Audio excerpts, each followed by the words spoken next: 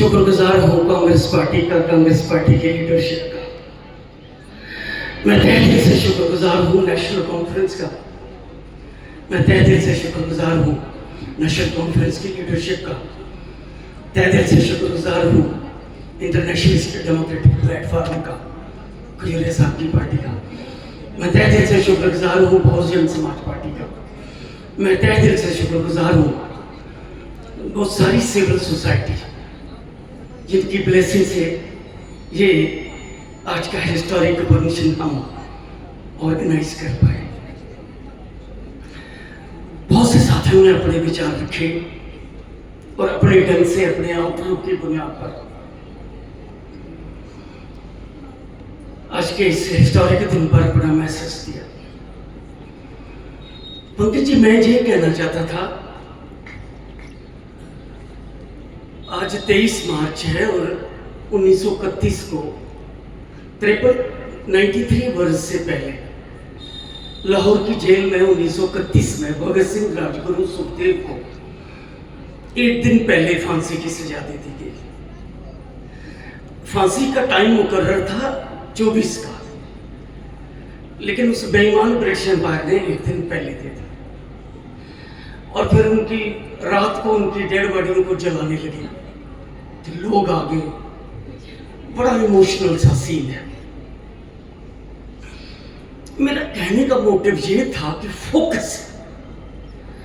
Focus करें। मैं ये नहीं कह रहा था कि आज जो हमारे सामने चैलेंज है, क्राइसिस है, उन पर हम चुप रहे। ये नहीं मेरा मकसद था। मेरा ये था कि मैं पिछले 50 वर्षों से हूं तो आर्ट ऑफ स्टेट क्राफ्ट ये कहता है कि रेलेवेंट यही होता है कि फोकस करते हुए लिंक कर लेना। ये मेरी एडवाइस थी। हाँ, तो फोकस यही है कि 190 साल हम ब्रिटिश एम्पायर के गुलाम रहे। यानी 190 साल हम ब्रिटिश एम्पायर की कॉलोनी रहे, उपनिवेश, और हिंदुस्तान की गरीब जनता ने 190 साल गुलामी का बोझा ढोया है। अनगिनत शहीदों ने कुर्बानियां दी। बहुत लंबी फहरिस्त है कुर्बानियों का। 190 साल के पीरियड में एक से बढ़कर एक कुर्बानी, लेकिन 2 फोकस पॉइंट हैं कुर्बानियों के। पहला फोकस, सबसे ज्यादा कुर्बानियां पंजाब ने दी और सिख कौम ने दी, फांसियों में, काले पानी की सजा में और लाठियां में। दूसरा फोकस, सबसे एक्सट्रीम कुर्बानी छोटी उम्र में भगत सिंह 24 वर्ष की उम्र थी। ये 3 सबूत छोटी छोटी उम्र में कुर्बानी दी, लेकिन कुर्बानी बेजोड़।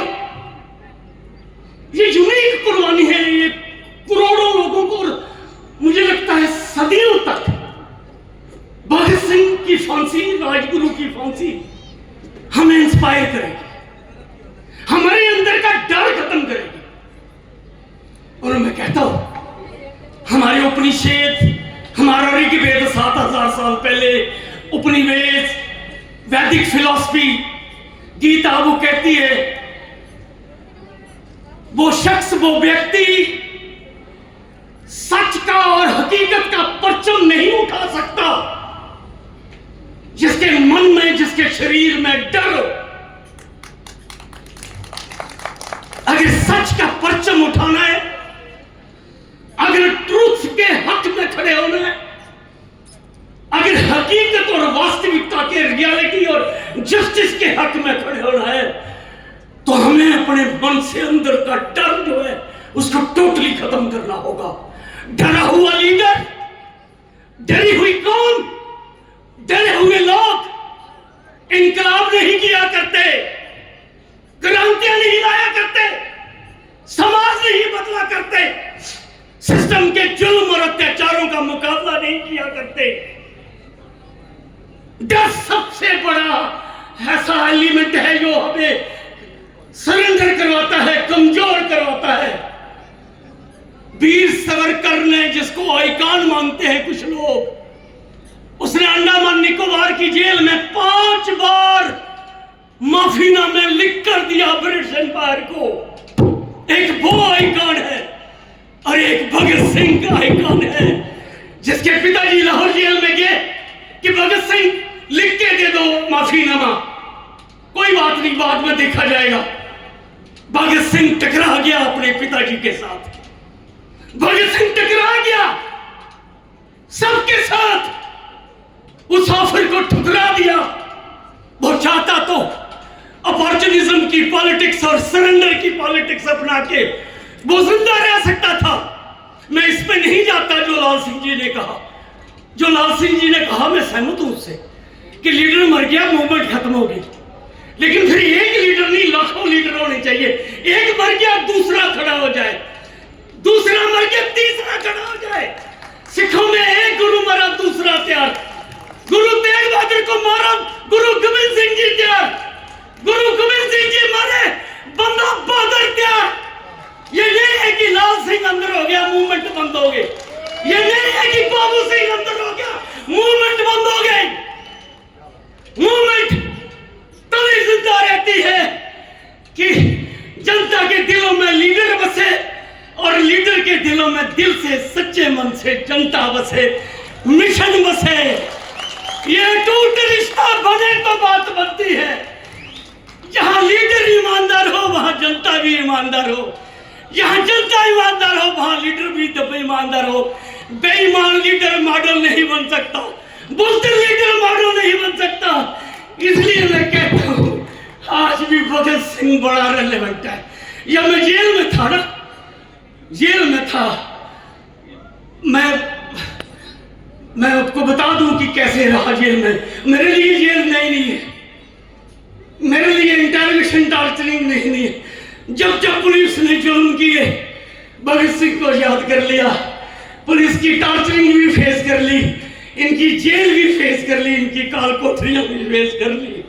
लेकिन मैं भगत सिंह के शहादत को हाजिर नाजर रखते हुए, इन शहीदों को हाजिर नाजर रखते हुए, तमाम शहीदों को हाजिर नाजर रखते हुए इस मंच से दिल्ली की वर्तमान सरकार को यह कहना चाहूंगा, आप हमें डरा नहीं सकते, आप हमें कुचल नहीं सकते, आप हमारे विचार को खत्म नहीं कर सकते,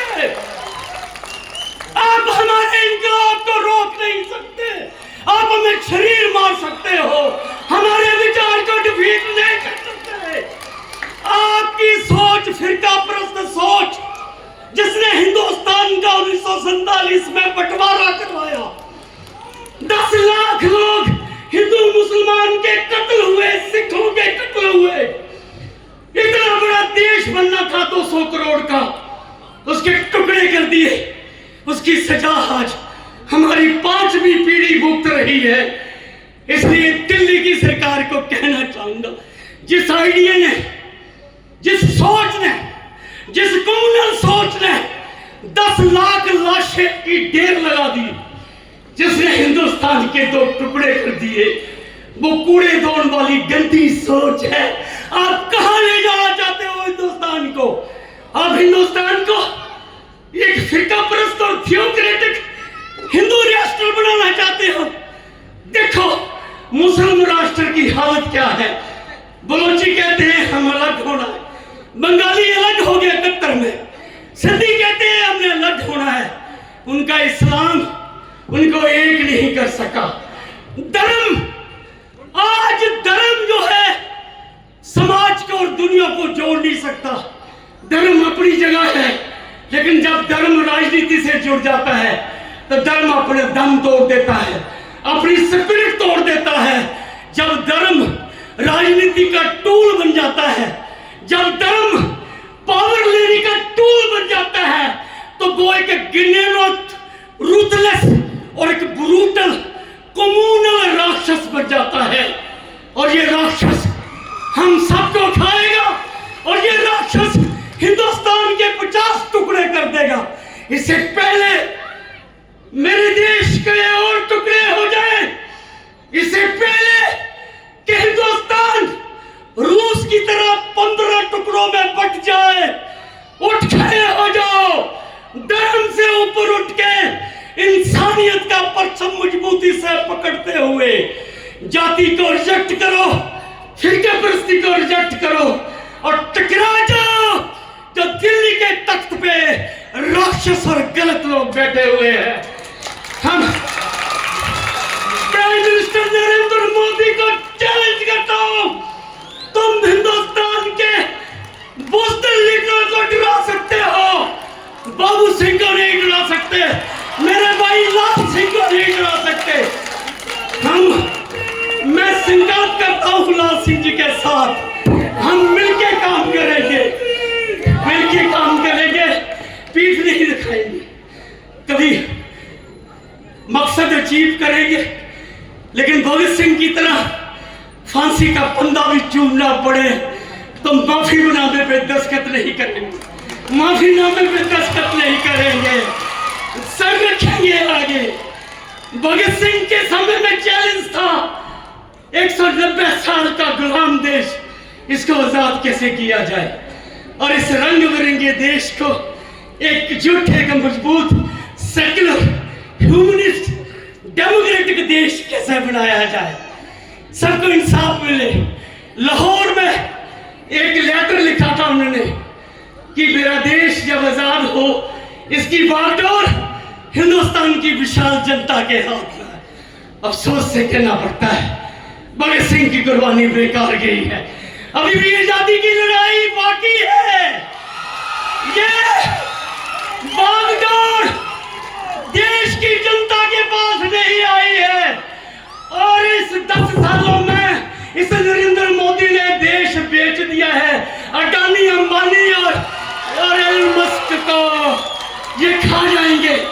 अभी वक्त बड़ा खतरनाक आ रहा है, आने वाले 10 सालों में आर्टिफिशियल इंटेलिजेंस, क्वांटम कंप्यूटर्स और 3D प्रिंटिंग और ऑटोमेशन जो है इस वर्ल्ड को इररिलेवेंट बना देगी। इस दुनिया का मालिक एलन मस्क हो जाएगा, बिल गेट हो जाएगा, चंद मुट्ठी भर 1% सुपर रिच हो जाएंगे, बाकी पीछे रह जाएंगे। 5 सालों में 1 बिलियन लोग जॉबलेस हो जाएंगे, 100 करोड़ लोग बेले हो जाएंगे, इररिलेवेंट यूजलेस। फिर 5 सालों में 200 करोड़ बेले हो जाएंगे। इससे पहले कि इतना बड़ा संकट आ जाए, इससे पहले कि ग्लोबल वार्मिंग से ये धरती भस्म हो जाए, मानव भस्म हो जाए, इससे पहले कि कोई पागल आए और न्यूक्लियर वार से इस वर्ल्ड को खत्म कर दे, आओ इसलिए मैं बड़ी बात करता हूं, मानव रहेगा धरती में तो छोटी छोटी बातें भी कर लेंगे। अगर मानव का वजूद मिट गया, सभ्यता का वजूद मिट गया, तो हम छोटी छोटी बातें कैसे करेंगे। एक तरफ जो मानव का वजूद खतरे में है उस पर सारी मानव जाति को इकट्ठे होना है, और दूसरा तरफ हमारी स्टेट में 3 चैलेंज है। एक चैलेंज जम्मू कश्मीर में मिलिटेंसी का खात्मा हो और जहां पर परमानेंट पीस हो, यह सबसे बड़ा चैलेंज है और बुनियादी चैलेंज है। और ये तब होगा जब मिलिटेंसी का और जो पीस डिस्टर्ब है उसका जो रूट काज है उसको एड्रेस किया जाएगा। ये जो सरकारें टाए बुच्चे मार रही हैं, इससे पीस नहीं कायम होगा, इससे मिलिटेंसी नहीं खत्म होगी। अगर मिलिटेंसी को खत्म करना है, बीमारी को खत्म करने के लिए बीमारी का वायरस और बीमारी का बैक्टीरिया खत्म करना होगा। नंबर 2, इन्होंने महाराजा हरि सिंह ने 1927 में स्टेट सब्जेक्ट का रूल आया था। डोगरे पेश हुए थे राजा के पास, उन्होंने कहा कि हमारी नौकरी, हमारी प्रिविलेज, हमारी जमीनें चली जाएगी, रोको। महाराजा हरि सिंह ने 1927 में और 1932 में स्टेट सब्जेक्ट का रूल आया। 1934 में ये पहली स्टेट है जिसका राजे ने विधान बनाया, कॉन्स्टिट्यूशन बनाया, जिसको 1939 में रीफ्रेम किया गया, और वही कॉन्स्टिट्यूशन यहाँ कॉन्स्टिट्यूंट असेंबली बनी, जिसको 1951 से लेकर 1956 में हमारे जे का कॉन्स्टिट्यूशन बना। और 370, सुन लो, 370 कुछ नहीं, हमें समझना होगा, समझ नहीं पाते। जो इन्होंने पूरे हिंदुस्तान में हवा खड़ा किया है ना, एक तरफ महाराजा महाराजा करते हैं कि महाराजा का अपमान कर दिया। 370 महाराजा ने जब स्टेट पर हमला हुआ था और उस हमले के दौरान इन्होंने हिंदुस्तान से मिलिट्री की सपोर्ट मांगी, उन्होंने बीपी मैनुअल भेजा, उन्होंने कहा पहले JNK का अलग करो, एक्सेशन करो। एकमात्र महाराजा हरि सिंह है जिसने जम्मू कश्मीर स्टेट को इंडिया में मर्ज नहीं किया। बाकी 565 रजवाड़े जो पाकिस्तान के साथ थे वो पाकिस्तान में मर्ज हो गए, जो इंडिया में थे वो इंडिया में मर्ज हो गए। महाराजा हरि सिंह फार साइटेड और सुपर ह्यूमन भी, उसकी इतनी आगे नजर थी, उसने सिर्फ 3 महकमे दिए, डिफेंस, फॉरेन अफेयर्स और कम्युनिकेशंस, और वो instrument of session government of India की तरफ से लॉर्ड माउंटबेटन ने स्वीकार किया था, और उसकी चिट्ठी महाराजा हरि सिंह को कम्युनिकेट के रूप में भेजी थी कि आपका हालात, वो उसी इंस्ट्रूमेंट एक्सेशन को जिसकी बुनियाद पर जम्मू कश्मीर का स्पेशल स्टेटस बना है, उसी को डॉक्टर करण सिंह जब रीजेंट थे, इन्होंने JNK गवर्नमेंट की तरफ से दिल्ली को लिखा, सेंटर को लिखा कि इसको दर्ज कर दो हिंदुस्तान के आईन में, ताकि आने वाले जनरेशन को कोई गलतफहमी ना हो। उसी इंस्ट्रूमेंट एक्सेशन को जिसको महाराजा हरि सिंह ने लिखा था, उसका दूसरा नाम 370 है। वो जोड़ती है JNK को इंडिया से, वो पुल है, आपने पुल तोड़ने का काम कर दिया और बड़े दमगटे मारते हो। जो डॉक्यूमेंट जम्मू कश्मीर को इंडिया से जोड़ता है, आप उसी को तोड़ने का दम करते हैं। ये कॉन्स्टिट्यूशनल ब्लंडर है और ये मॉन्यूमेंटल ब्लंडर है। और तीसरा जो हमारी स्टेट तोड़ी, सुना, हिंदुस्तान में यूपी 24 करोड़ की है, वर्ल्ड में कोई नहीं जानता। बिहार बड़ी स्टेट है, बंगाल बड़ी स्टेट है, कोई नहीं जानता। मात्र जम्मू कश्मीर में इसको सारी दुनिया जानती है, पूरा वर्ल्ड जानता है इसको। मिस्टर मोदी, आपने हमारी स्टेट को तोड़ दिया, आपने हमारी आइडेंटिटी को तोड़ दिया। लगे थे उन लोगों को स्टेट के टूटने के बाद जिन्होंने ढोल बजाए और लड्डू बांटे, आज वो शर्मिंदा हो रहे हैं। यूटी किसने आगे तक आर्टिकल 3 कहता है आप किसी स्टेट को नहीं तोड़ सकते जब तक उस स्टेट की असेंबली के साथ कंसल्ट नहीं करते। स्टेट की असेंबली नहीं थी, आपने किसको पूछ के हमारी स्टेट को तोड़ा? स्टेट बहाल करो, आपसे खराब नहीं मांग रही है। इसलिए ये 3 चैलेंज है, आपसे मेरी गुजारिश है, आ जाओ जम्मू कश्मीर में पीस के लिए, जम्मू कश्मीर की स्टेट को बहाल करने के लिए, और जो महाराजा हरि सिंह ने जम्मू कश्मीर का स्पेशल स्टेटस हमें दिया है उसको बहाल करने के लिए, और हिंदुस्तान को इन जालिम फिरका परसों से बचाने के लिए, और हिंदुस्तान की सेकुलरिज्म, डेमोक्रेसी और हिंदुस्तान को आगे ले जाने के लिए और संकल्प ले भगत सिंह के शहादत के दिन पर हम संकल्प करें। कोई हिंदू मुसलमान नहीं लड़ेगा, कोई हिंदू सिख नहीं लड़ेगा, कोई राजपूत ब्राह्मण नहीं लड़ेगा, कोई हरिजन और अपर कास्ट लोअर कास्ट, ये सब बकवासबाजी है। सब यूनाइट हो जाओ बड़े एजेंडे के लिए, बड़े एजेंडे के लिए। यही भगत सिंह को सच्ची श्रद्धांजलि है, यही भगत सिंह राजगुरु को सच्चा सलूट है, सच्चा सलूट है। हम संपर्क करते हैं, आपकी छोटी छोटी लड़ाई और बड़ी लड़ाई हम सब मिलकर लड़ेंगे, मिलकर लड़ेंगे। मेरा वादा है, मर जाऊंगा पीछे कभी नहीं हटूंगा, और मेरा वही साथी सच्चा है जो पीठ नहीं दिखाएगा और लोगों को दुख नहीं देगा और पीछे नहीं रहेगा।